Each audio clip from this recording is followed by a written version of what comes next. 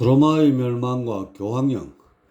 생을 마감하고 천계에 오른 콘스탄티누스. 그의 정신은 용광로처럼 들끓기도 하고 시당통처럼 분주하기도 했다. 마치 저수지 뚝이 뚫린 것처럼 외승과 낯선 정보들이 계속해서 솟구치는 바람에 심신을 안정할 수 없었던 것이다. 그런데 자신의 기억을 수놓는 정보마다 너무 거창하고 웅장하여 그런 생각을 하는 자체가 허황하면서도 낯뜨거웠다. 자꾸만 자신이 대천사 미가엘, 즉 가브리엘이라는 생각이 들면서 그의 일대기가 마치 영화를 보듯 그려지니 말이다. 전생에 대한 기억이 점점 많아지고 그것이 논리의 개연성을 충분히 띠게 되면서부터는 이런 사실을 부정하기도 어려웠다. 단순한 망상으로 치부하기에는 너무나 생생하고 가슴마저 뭉클하게 다가오지 않는가. 콘스탄티누스는 시라천 천궁으로 돌아오는 내내 주체할 수 없이 떠오르는 전생의 기억에 시달려야만 했다. 대략 30%의 기억을 회복하면서부터는 자신의 전생이 미가엘이 맞다는 쪽으로 기울어졌다. 이때 생겨나는 자아에 대한 충격은 이루 말할 수 없었다. 사실 생전의 자신을 돌아보면 예수나 마리아보다 대천사 미가엘을 자주 찾곤 했었다. 절대의 권력을 얻기 위한 부단한 전쟁 탓인지 난관에 부딪힐 때마다 그를 향해 기도를 올렸고 그때마다 어떤 알 수 없는 기운을 얻곤 했다. 신앙의 대상이었던 그가 바로 자신이었을 줄이야. 한동안은 이게 꿈이 아닌가 싶기도 했고 어떤 때는 욕심이 커져 망상을 만들어내는 것이라는 생각이 들기도 했다. 하지만 시라천 천궁 성문화까지 마중을 나온 수많은 천신들을 보면서 자신의 전생이 미가엘이었음을 확신하기에 이르렀다. 내가 하나님을 가장 곁에서 수호한다는 천사 중의 천사 미가엘 대천사라니. 전신인 미갈로 돌아온 콘스탄티누스. 그는 자신이 인간으로 살아온 발자취를 돌아보며 어떤 사명을 띠고 파견을 자청했다는 점을 인지했다. 아무리 부정하려 해도 자신의 삶은 오로지 그리스도교를 반석에 올려놓기 위한 것이었다. 이런 걸 보면 미가엘 대천사가 맞기는 한 것 같았다. 어서 오십시오 미가엘 천장님. 노고가 참 많으셨습니다. 육신을 뒤집어 쓰면서까지 우리 교도를 위해 헌신한 점 늘 고맙게 생각하고 있습니다. 역사에 길이 남을 공직을 쌓으셨습니다. 그저 감복할 따름입니다. 천신들이 하나같이 고개를 숙이며 인사를 해대니 미가는 한편으로 황당하면서도 다른 한편으로는 어색한 마음이 들기도 했다. 이때 넋수그레한 천신 한 명이 뒷짐을 지고 나서자 천신들이 길을 틔웠다. 그는 모시 총사였다. 어서 오십시오 미가엘 천장님. 지금은 기억이 오락가락하여 이 늙은 일 잘 알아보지 못할 겁니다. 차차 쉬면서 이것저것을 둘러보다 보면 전생의 기억을 되찾아질 테니 너무 염려치 마십시오. 허허. 모시총사라면 혹시 십계명을 내리신 모세가 아니십니까? 허허허허. 저 역시 예전에 잠깐 육신을 입었을 때가 있었지요. 그건 그렇고 천주님께서 애타게 기다리십니다. 천주님이라면 인간이었을 적에 마르고 닳도록 찾았던 그 여호와 하나님 말입니다. 대천사께서 하나님 곁을 지키지 않으면 누가 한단 말입니까? 허허. 모시 총사는 미가의 의식이 온전히 돌아오지 않았음을 알고 현재 의식에 맞춰 단어 선별을 했다. 미가는 여호와 하나님을 뵈러 간다는 말이 도무지 실감나지 않았다. 자신이 미가엘 대천사라고 할 때만 해도 그럭저럭 믿어졌지만 하나님을 곁에서 영접하게 될 줄이야. 그날 미갈은 여호와 무군을 만났고 하나님의 존재가 허상이 아닌 실존임을 확인할 수 있었다. 그로 자신에게 얽힌 여러가지 얘기를 들으면서 잠재된 전생의 기억이 불쑥불쑥 솟아났다. 그때마다 왜 그렇게 눈물이 샘솟던지. 아무튼 미갈은 그날 이후로 틈만 나면 지인들을 만나 전생의 기억을 회복하는 데 주안을 두었다. 그렇게 10여 년 정도 보내자 얼추 80% 정도의 기억을 회복할 수 있었다. 그러자 이젠 콘스탄티누스로 살았던 생애가 미갈의 가슴 한 구석으로 옮겨가 아득한 추억의 단상이 되었다. 미갈의 안정을 취하고 있을 무렵 그의 집으로 새암이 찾아왔다. 그는 도솔천에서 유도교 천국을 운영하고 있었고 그렇기에 여전히 미갈의 도움이 필요했다. 육신을 입고 인류사에 직접 참여했던 그가 아니었던가. 더군다나 그리스도교를 공인하고 교리를 정립함으로써 세계화의 초석을 다지게 한 희대의 인물이기도 했으니 어서 오십시오, 세암 로사님. 미가리 후원정자에서 세암을 맞이했다. 오늘은 늘 마시던 차 대신 밭에서 갔다 온 과일을 쟁반에 담아놓았다. 과일 중엔 과즙 자체가 찬물처럼 담백하면서도 향긋한 것이 어떤 과즙은 발효가 되어 주향이 물씬 풍기기도 했다. 벌써 벤지 몇 해가 지났습니다. 못 보던 과일이 수북한 것을 보니 어디서 새로운 시종자를 구해 심으셨나 봅니다. 허허. 시라천장이 외계로 나갔다가 구해온 걸 선물로 받은 것입니다. 입맛에 맞을지 모르겠습니다. 허허. 그런데 노설천의 상황은 좀 어떻습니까? 로마의 그리스도교가 안정되고 있는지요? 수고해 주신 덕분에 로마의 국교로 안착하는 데에는 성공을 했습니다. 늘 고맙게 생각하고 있습니다. 당연히 해야 할 일을 했을 뿐인지요. 그건 그렇고 기억이 얼추 회복되었다고 들었습니다만 지금은 콘스탄티누스로 살았던 시절이 아득한 추억이 되어버렸습니다. 아, 그렇다면 안심입니다. 이때만 손꼽아 기다리고 있었습니다. 세엄은 마치 무슨 중요한 일이라도 있다는 듯 안도의 한숨을 내쉬며 말했다. 미갈이 과일을 입에 살짝 물며 세암의 표정에 주목하자 그는 다시금 말을 이었다. 역사를 보면 어느 나라도 영원히 지속되는 경우는 없지 않습니까? 만일에 로마가 멸망한다면 그리스도교 역시 운명을 같이 하거나 아니면 교세가 급격히 줄어들게 될 것입니다. 바로 이 점이 염려가 됩니다. 로마의 국력에 무슨 적신이라도 켜진 겁니까? 아시다시피 동서로 나뉘어 있지 않습니까? 현재까지는 그런 대로 잘 버티고 있지만 과연 얼마나 이런 안정기가 지속되겠습니까? 결국엔 역사가 말해주듯 멸망의 길을 걷게 될 것입니다. 나라의 흥망성쇠에 상관없는 시스템을 구비하지 않으면 안 된다는 말씀으로 들립니다. 그래요. 미갈은 자신이 해서 이룩한 그리스도교의 토대가 무너질지도 모른다는 생각에 씁쓸한 웃음을 지었다. 바로 그렇습니다. 그리스도교를 정치로부터 분리하지 않으면 앞날을 보장할 수 없을 것입니다. 세암은 모종의 구상을 이미 마친 것처럼 의미심장한 눈빛을 번뜩였다. 국교로 인정받는 것이 최고의 시스템으로만 알고 있었는데 그것도 불안정하기는 마찬가지였군요. 하지만 그나마 정치의 보호 아래 있기에 이 정도 교세를 떨치고 있는 게 아닙니까? 미갈이 이런저런 생각을 떠올려보면서 되물었다. 로마를 망하게 해야 할 것입니다. 세암은 더 이상 속내를 감추기 어려웠는지 해답이라시고 꺼내들었는데 그것이 심히 괴이하기 짝이 없었다. 아니 그게 무슨 말씀입니까? 지금 로마의 등에 올라타려고 얼마나 많은 노력과 수고가 있었습니까? 그럴진데 이제 도리어 로마를 버리겠다니요. 그게 미가는 세암이 그 나름의 방책을 준비했거니 생각했지만 징후와 같은 말은 너무나 이치에 맞지 않아 아연실색하고 말았다. 몇 번을 곱씹어 봐도 그의 어중을 읽을 수 없었다. 정치로부터 독립시킴으로써 흥망성쇠하는 역사의 수레바퀴에서 빠져나와야 합니다. 어떤 판이 짜지든지 종교만 꽉 틀어지고 있으면 되는 것이지요. 허허. 이론은 기막히게 좋지만 과연 권력을 잃은 상태에서 교권이 먹힐 수 있겠습니까? 현실적으로 무모한 도전이 될 것입니다. 미갈은 금세 세암의 여중을 알아채우는 그 허를 짚었다. 물론 로마처럼 하나의 제국으로 똘똘 뭉쳐있을 때는 미갈 천장님의 말씀이 100번 옳습니다. 이런 상태에서 권력을 놓게 되면 그만큼 그리스도교의 입지는 줄어들게 되지요. 하지만 로마가 멸망하고 여러 개의 나라로 쪼개진다면 얘기는 달라집니다. 이런 때는 서로들 교권의 눈치를 봐야만 하고 잘만 하면 검을 들지 않고도 영구히 세계를 지배할 수 있는 구도를 만들어낼 수 있을 겁니다. 만일에 그런 식의 구도가 짜진다면 교도를 반석 위에 올려놓는 격이 될 것입니다. 허허. 미갈은 세암의 의견에 동조하면서도 그런 청사진이 과연 가능한지에 대해 떠올려봤다.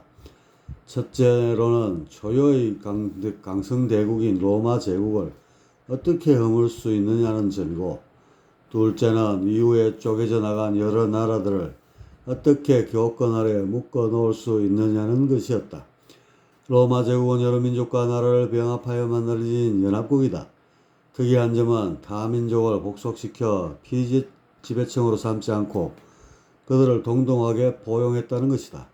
평등한 법으로 공정하게 대했기에 그만큼 강력한 결속력을 갖출 수 있었다. 과거에 한니발이 로마에 쳐들어왔을 때 멸망하지 않을 수 있었던 것도 바로 이 점 때문이었다. 한니발은 알렉산더가 페르시아를 쳤던 식으로 하면 로마가 쉽게 무너질 것으로 생각했다. 페르시아는 로마처럼 여러 국가의 연합체로 이루어져 있었고 알렉산더가 몇 차례 승리를 거두자 이들 연합국가들이 이탈하면서 순식간에 무너지고 말았다.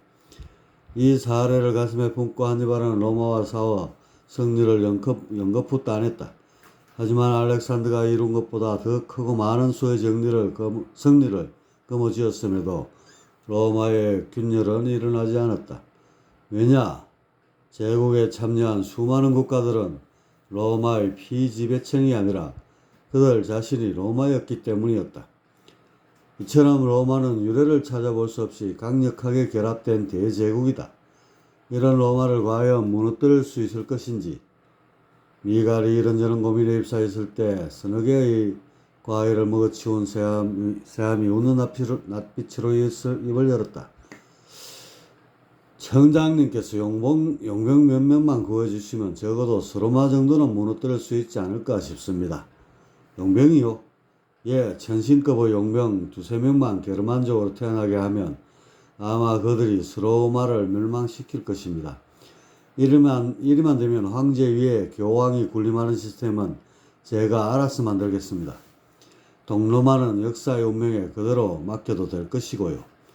허허허, 천신으로서 인도 환생하려고 할 자가 있을지 의문이지만 그래도 제가 발벗고 나서서 찾아보겠습니다. 노사님의 계획대로라면 된다면야 더 무엇을 바라겠습니까? 그리 말씀해 주시니 미갈 천장님만 믿겠습니다. 그런데 한 가지 여쭈어볼 말씀이 있습니다만 얘기가 다 끝난 줄 알았는데 새암이 정색을 하면서 화제를 바꾸었다. 미갈이 귀를 쫑긋하면서 계속해서 말해보라는 표정을 지었다. 구약과 신약을 합치고 불필요한 복음서를 없앤 것은 참으로 잘하신 일입니다. 그런데 신약 맨 뒷끝에 붙은 요한계시록은 이것은 어떻게 된 것입니까? 니케아 종교회의를 말씀하시는군요. 요한계시록에 대해서는 이견이 없어서 붙게 된 것으로 알고 있습니다만 미갈은 그것이 무슨 문제거리라도 되느냐는 듯 어조에 의혹을 달았다. 요한계시록은 전 구절이 암호문으로 되어 있습니다. 첫 장에 나오듯이 예수 자신이 아니면 어느 누구도 풀지 못하게끔 되어 있지요. 한마디로 미래에 대한 시한폭탄이란 말입니다. 예수가 우리 쪽 천신이란 보장도 없고 더군다나 도리천 원대광부의 화신으로 의심받는 마당에 그런 폭탄을 끼워 넣은 건 커다란 실수라고 봅니다. 새암의 지적은 날카로웠다. 하지만 미갈이라고 해서 그 점에 대해 생각하지 않은 건 아니었다. 새암 로사님 설령 요한계시록이 훗날 지뢰로 바뀔지라도 그건 그때 가서 처리하면 될 것입니다. 현황을 보면 요한계시록이 빠져서는 교세의 확신에 지장이 있습니다. 미래에 대한 비전과 구원을 담고 있으며 신비로운 요소들로 넘쳐나고 있는 게 요한계시록이 아닙니까? 이런 것이 마지막에 장에 달려 있어야 믿음이 굳건해지고 그 해석 이하에 따라 교파도 숱하게 갈라져 나가고 아무튼 교서가 크게 성장하기 위해서는 요한계시록이 없어서는 안 될 것입니다. 전장님 말씀엔 저도 100번 공감하지만 훗날이 걱정되는 것을요. 분명 예수가 자신만 풀 수 있게끔 철저히 감춰 놓았을 텐데 여기에 대한 암호가 완벽히 해독되면 어떤 일이 발생할지 누가 알겠습니까? 예수가 원대광불의 화신이 맞다면 요한계시록은 분명 교도의 위해가 되는 요소들로 가득 덮여 있을 것입니다. 허허허, 부처점 되는 양반이 그런 얄팍한 수를 썼으려고요. 제가 보기엔 별다른 내용이 없을 겁니다. 기껏해야 인류 모두가 진리에 평등하니 서로들 싸우지 말고 화합하여 잘 살라는 덕담 정도가 전부이지 않겠습니까? 물론 이런 대의를 뒷받침하는 근거나 예화들이 좀 덧붙어 있겠고요. 그래야 부처 체면에도 맞고 불도의 정신에도 어울릴 터. 그러니 요한계시록에 대해서는 크게 염려하지 않아도 될 것입니다. 미갈은 나름대로 요한계시록에 대한 의견을 제시했지만 그럼에도 세암의 불길한 그림자는 쉽게 그치질 않았다. 그날 밤이 늦도록 도담을 나누고 다음날 아침 세암은 시라천 천궁으로 돌아갔다. 그로 며칠 뒤 도솔천 유대교 천국으로 건너와 업무를 재개했다. 다시 몇 년이 지났다. 세암은 자신의 근무지 주변에 낯선 무신 셋이 어슬렁대는 것을 목격하게 되었다. 세암이 시종에게 물어도 저들의 정체에 대해 아는 이가 없었다. 시라천 문양이 새겨진 갑옷으로 보아 간자는 아닌 것 같았다. 하는 수 없이 세암이 그들을 찾아가 물었다. 처음 보는 분들인데 어떻게 의인일로 오셨습니까? 미갈 천장님으로부터 말씀을 들었습니다. 저는 주하라고 합니다. 그리고 이쪽은 임마와 상기라고 하지요.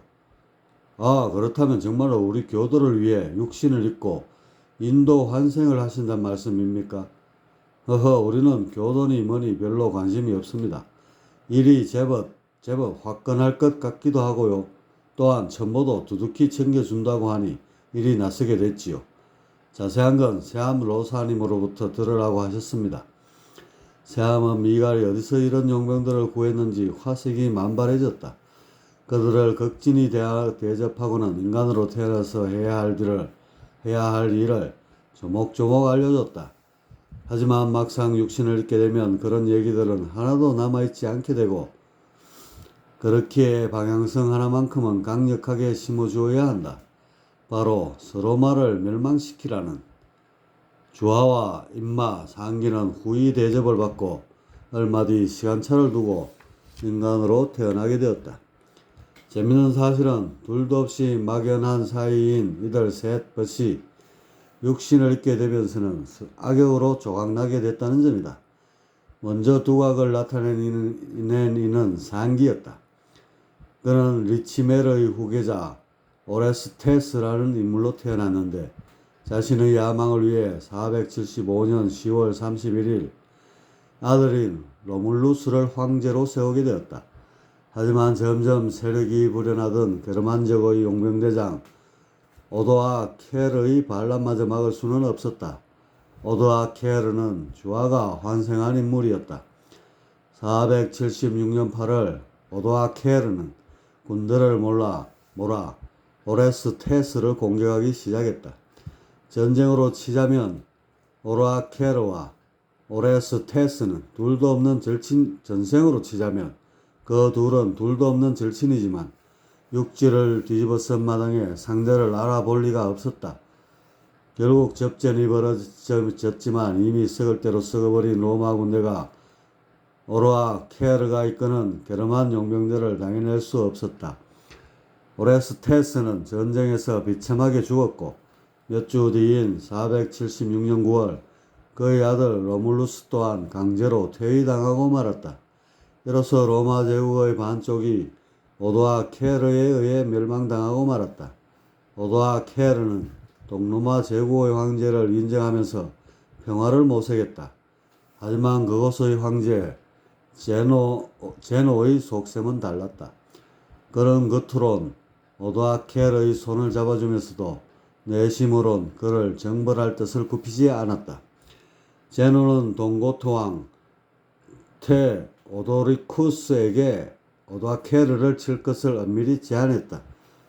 그가 서로마를 정벌하면 그것을 통치할 권한을 준다는 밀약도 맺었다. 테오도리쿠스는 드디어 489년 이탈리아에 쳐들어왔다. 자신이 임마의 환생이란 사실을 까맣게 모르는 그는 오로지 오도아케르를 축출하고 권력을 쟁취하는 데에만 혈안이 되어 있었다. 테오도리쿠스는 이탈리아 침공 이후 가는 곳마다 승리를 거두었다.